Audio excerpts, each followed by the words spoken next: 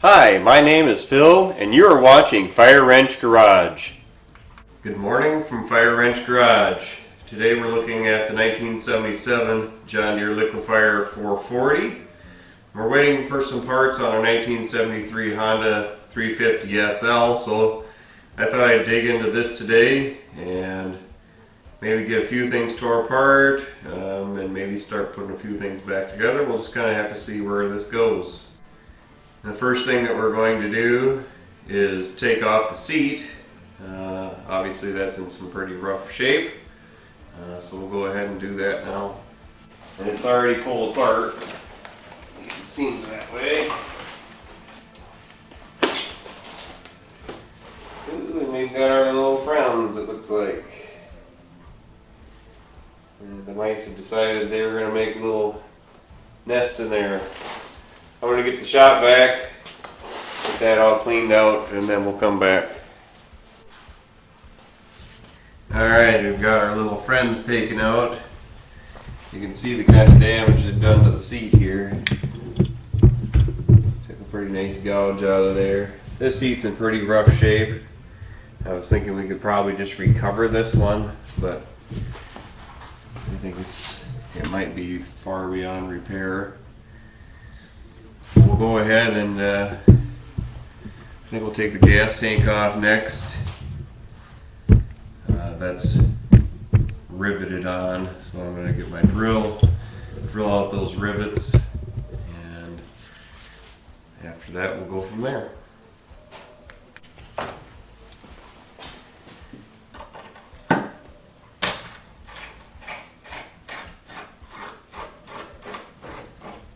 Go ahead and take this. This is the actual radiator per se. The snow from the track gets thrown up on this. Coolant goes through here and actually goes into the engine to cool down the engine.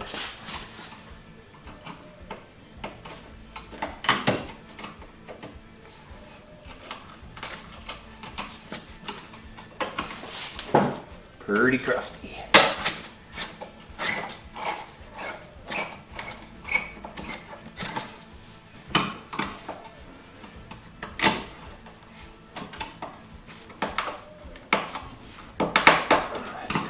Might not be able to get that one.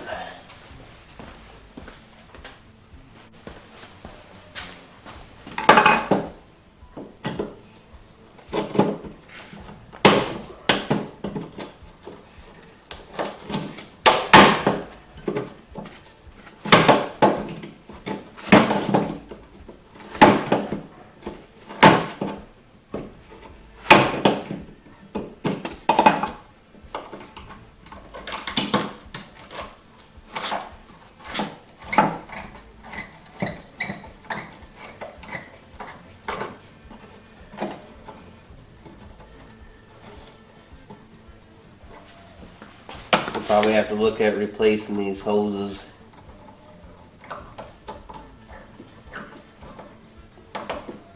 Probably be just a good thing to do.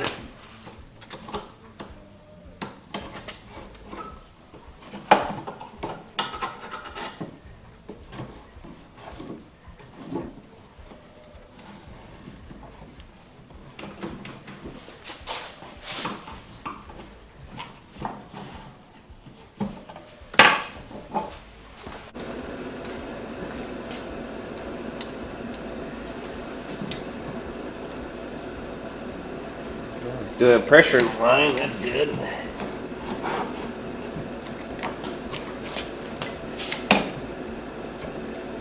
And the freeze looks clear, that's good.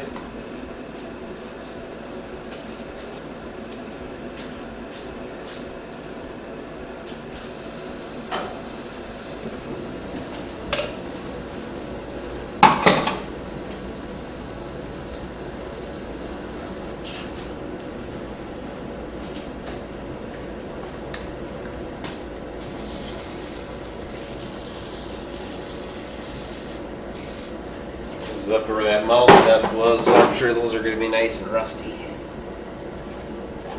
Not too bad.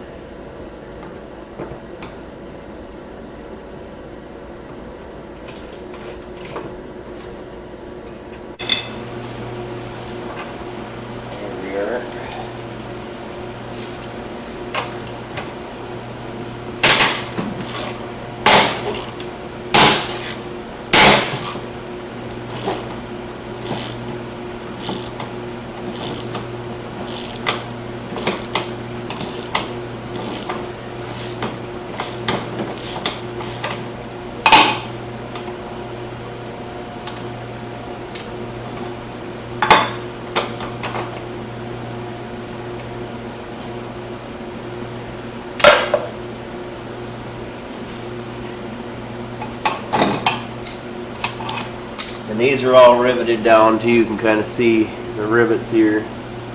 I'm going to go ahead and get my drill and drill those out. We just have one more hose clamp up front. And we'll pull that gas tank out.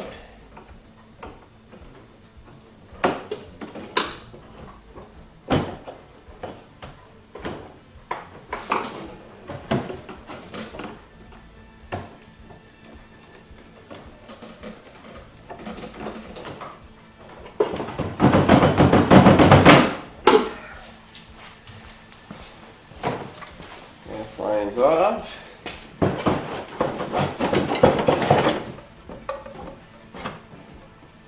There's our tank.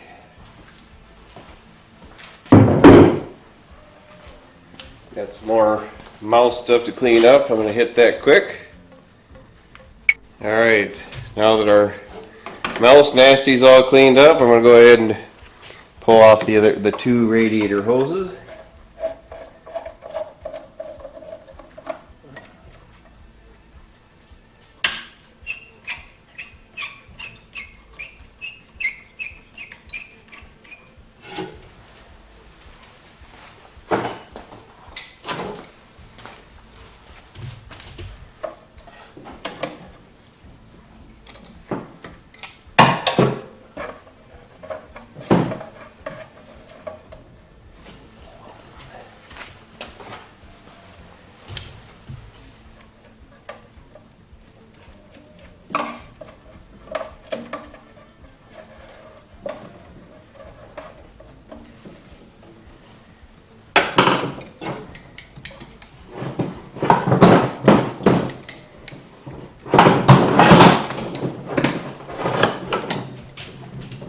One.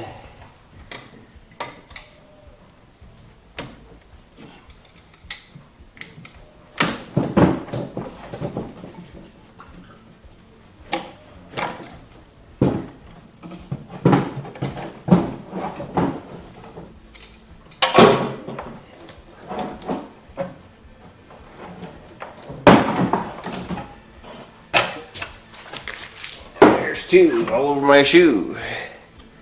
Alright, the next thing we're going to do is go ahead and take off the windshield. I've got you kind of set up here from the back. As you can see, the windshield is pretty well shot.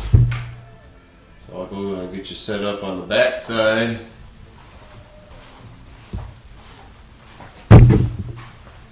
Get that taken off, and then we'll take the hood off, the headlight out, the wiring harness for the headlight out, and go from there.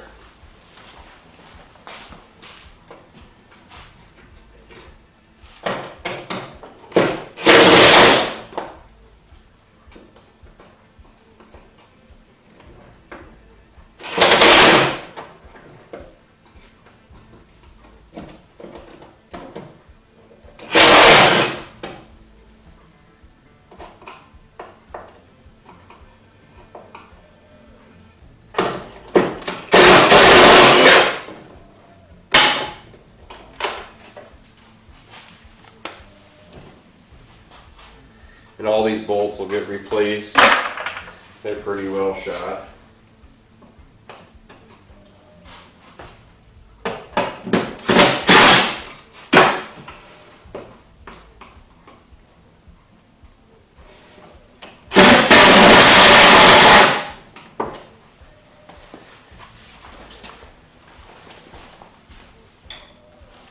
They're definitely on there. Yeah, they are on there. We might have to go a little bit harder with that. Might have to get a different tool and go from there, I think. Those might just have to get cut off. I'll just kind of give you an overview here of what we got done today. So we pulled off the seat. Of course, everybody saw in the first part of the video. In the first part of the video, the seat was completely mouse eaten. We were hoping that at least the seat material foam would have been okay. but it's not. So we're going to have to procure another seat. Hopefully, they're very hard to find, so we're going to have to figure that out. We took off the rear brake light, removed the coolers, or the, I guess I would like to call them a radiator. As you can see, those are the two holes under the seat in the tunnel where the track whips up snow up against those radiators to cool down the engine.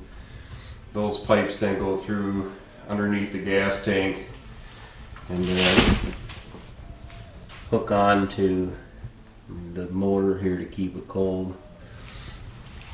And we also disconnected the harness that goes back to the brake light and the entire fuse panel, power block, whatever you want to call it.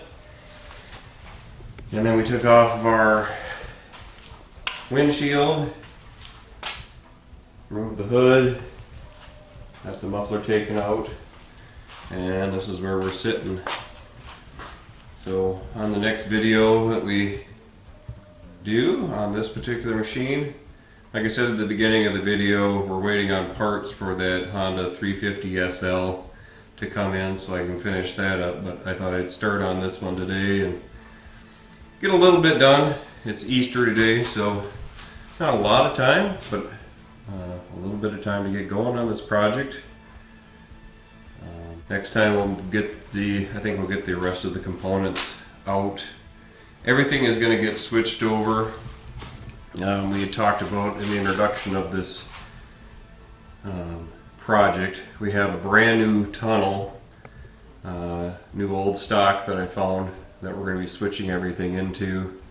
We did find a seat cover, but unfortunately without the pad and the wood underneath, that's not going to do too much good. And then we've got a 2-up seat, and then the box full of parts and decal kits. We got a quart of paint, OEM paint, or I guess it's a match of OEM paint, but made by a guy that does that specifically for these. So there you have it, the first video in a series of videos on this particular one. I look forward to keep working on this. So that's where we got to, guys. I'm going to go out and show you the next project after we get done with the Honda 350 SL, and then of course this 1977 John Deere Liquifire 440. Got a good start. Let's go out and take a look at our next project. Alright guys, I apologize if you are hearing any wind noise, but here's our next project. This is going to be our basically our shop truck or our farm truck. As many of you may know, we have Orpington Acres, which is a farm market store. We grow vegetables and then visit farm markets in the area. Also do deliveries in Rochester as well. We also have baked goods, things like that. So this is the truck that's going to pull our trailer for that. But what you're looking at here is a 2005 Dodge 1500 Laramie 5.7 Hemi in it. Pretty nasty front crash. Passenger door needs to be replaced. Of course, the entire front clip. Nice thing with this one, guys, is there was no frame damage on it, so pretty nice. Interior's nice. It's got blown bags. Not a big deal, because as you'll see in a minute here, we've got a donor vehicle for this one too. There's the back. The interior is in really nice shape, really nice and clean. Really nice looking truck. Back end of it is perfect shape, nothing wrong with it at all, so just basically replacing that front clip. And then we've got our donor truck.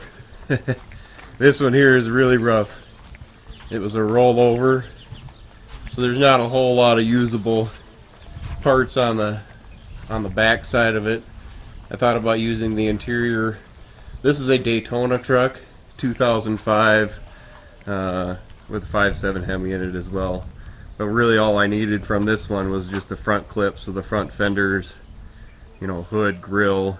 I'm going to make a custom bumper for it, so that wasn't a big deal for me either. This one's got some custom wheels on it. I don't know if I'm going to use those or just try to resell them, but they're in good shape. I'm going to probably take them to a tire store and see if they're bent or anything like that, but they're in good shape. Tires are shot. Like I said, the rest of the vehicle is pretty shot. The cool thing about these Daytona trucks, you can kind of see the interior. Like I said, I wanted to use the interior on this one because it's leather interior, but it's pretty well hashed out.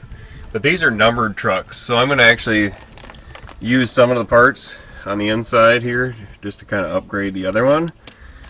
This one is number 6484 out of 6,500 of this particular spec of truck. So I wouldn't say it's rare, but it's, I don't know, I think it's just kind of neat. But this is our donor truck that I'll be using the front end parts. Front end parts for the other one. But I just thought I'd give you a quick look and show you our next project after we get the other two wrapped up. Still have a long ways to go, guys, on the other ones, and I'll probably jump into this one if we're waiting on parts or something for the motorcycle or the sled. So you can see another John Deere. That's an 82 Trailfire 340.